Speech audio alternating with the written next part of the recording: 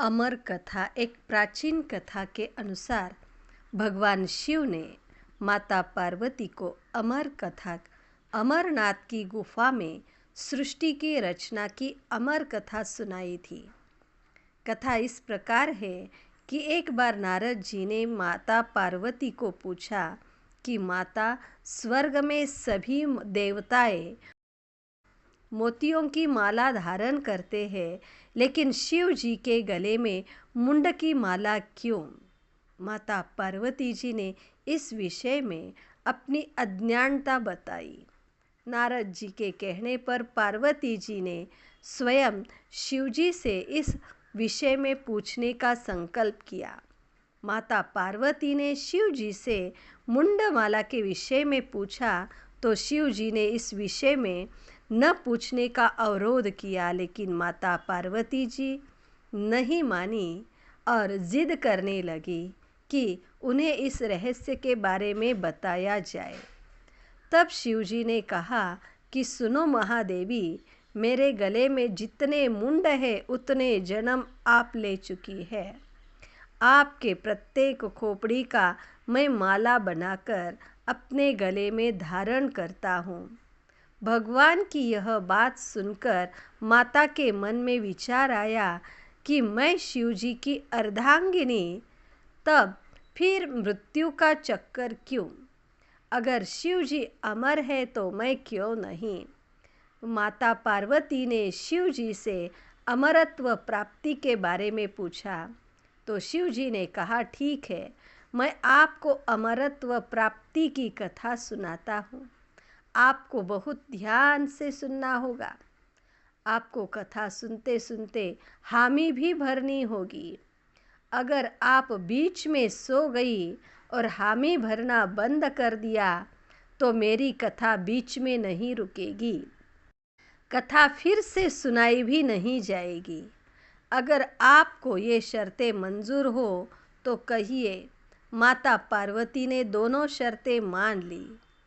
यह अमर कथा पार्वती जी के सिवाय और कोई सुन न ले, यह भी ध्यान रखना था। अतः शिव जी पार्वती जी को लेकर हिमालय के एक निर्जन बर्फीले पहाड़ की गुफा में पहुँचे। कथा प्रारंभ करने के पहले भगवान जी ने कपाली रुद्र को प्रकट किया और आसपास के जीव सृष्टि, पेड़, पशु आदि को भस्म करने का आदेश दिया और कपाली ने ऐसा ही किया। इसके पश्चात भगवान ने आसन लगाकर अमर कथा सुनाना प्रारंभ किया। कथा सुनते सुनते पार्वती माता को नींद आ गई। यह एक कबूतर था जो कथा के बीच में हामी भरता रहा और शिव जी ने समझा कि माता पार्वती हामी भर रही है। कपाली रुद्र ने गुफा के चारों ओर की सृष्टि को भस्मीभूत तो कर दिया था, लेकिन आसन के नीचे कबूतर रह गया था। कुछ समय के बाद माता पार्वती की नींद टूटी तो उन्होंने शिव जी से माफ़ी मांगी। शिव जी आश्चर्यचकित रह गए। वे सोचने लगे कि कथा के बीच में कौन फिर हामी भर रहा था। उन्हें बहुत क्रोध आया। अपना त्रिशूल उठाकर खड़े हो गए और तभी आसन के नीचे से कबूतर उड़कर भागा। शिव जी उसके पीछे भागे। कबूतर तीनों लोकों में आश्रय लेने के लिए फिरता रहा, परंतु किसी ने भी उसे आश्रय नहीं दिया। वह कबूतर मृत्यु के भय से महर्षि वेद व्यास के आश्रम में पहुंचा। उस समय वेद व्यास जी की पत्नी आलस्य और नींद में थी। उन्होंने जांभई ली और मुख खोला तो कबूतर छोटा होकर मुख से होता हुआ उसके पेट में पहुंच गया। शिव जी स्त्री हत्या का पाप नहीं करना चाहते थे, अतः वापस चले गए। कबूतर 12 वर्ष तक महर्षि वेद व्यास जी की पत्नी के उदर में रहा। एक बार उनके पेट में बहुत दर्द हुआ तो वे वहाँ ब्रह्मा जी के पास गई।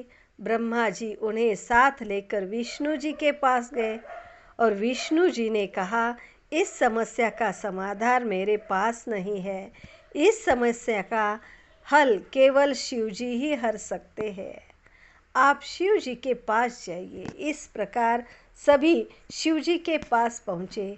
शिव जी ने सारी बात सुनी और कहा कि आप सब पक्षीराज की स्तुति करें। सब ने पक्षीराज की स्तुति की और अभय दान की प्रार्थना भी की। पक्षीराज बाहर निकलने को तैयार ही नहीं थे। अमर कथा के बल पर पक्षीराज को चारों वेदों का और 18 पुराणों का ज्ञान हो चुका था। पक्षीराज ने कहा, जब तक समस्त सृष्टि निर्मोही नहीं बनती, मैं उधर से बाहर नहीं आऊँगा। तो विष्णु जी ने अपनी दिव्य शक्ति के बल पर एक क्षण भर के लिए समस्त जगह को निर्मोही बना दिया। इस पर कबूतर मानव के रूप में बाहर आ गया और वही बालक शुकदेव के नाम से विश्व विख्यात हुआ। अतः अंत में शुकदेव सब की अनुमति लेकर घने जंगल में तप करने के लिए निकल पड़े। नैमिषारण्य में ऋषि मुनियों को कथा सुनाने का आयोजन किया। वहाँ पर उन्होंने अमरत्व प्राप्त कराने वाली अमर कथा सुनाना प्रारंभ किया। भगवान शिव जी सोचने लगे, अगर अमर कथा सुनकर सब अमरत्व प्राप्त कर लेंगे तो सृष्टि का संचालन नहीं हो सकेगा। तब शिव जी ने सबको वरदान दिया कि जो लोग अमर कथा सुनेंगे और अमरत्व की यात्रा करेंगे, उन्हें अमरत्व तो प्राप्त नहीं होगा, परंतु शिव संदेश अवश्य प्राप्त होगा। आध्यात्मिक भाव है कि अमरत्व प्राप्ति का अर्थ है मृत्यु की भावना, मृत्यु के भय से दूर रहना। वह तभी हो सकता है जब स्वयं को स्थूल देह नहीं बल्कि एक अविनाशी आत्मा समझे। इसके लिए अमरनाथ शिव बाबा आत्मा रूपी पार्वती को आत्मा जो अमर है उसकी कहानी सुनाते हैं। अविनाशी आत्मा के ज्ञान से अमरनाथ शिव बाबा अपने बच्चों को अमर बनाकर अमर लोक में ले जा रहे हैं।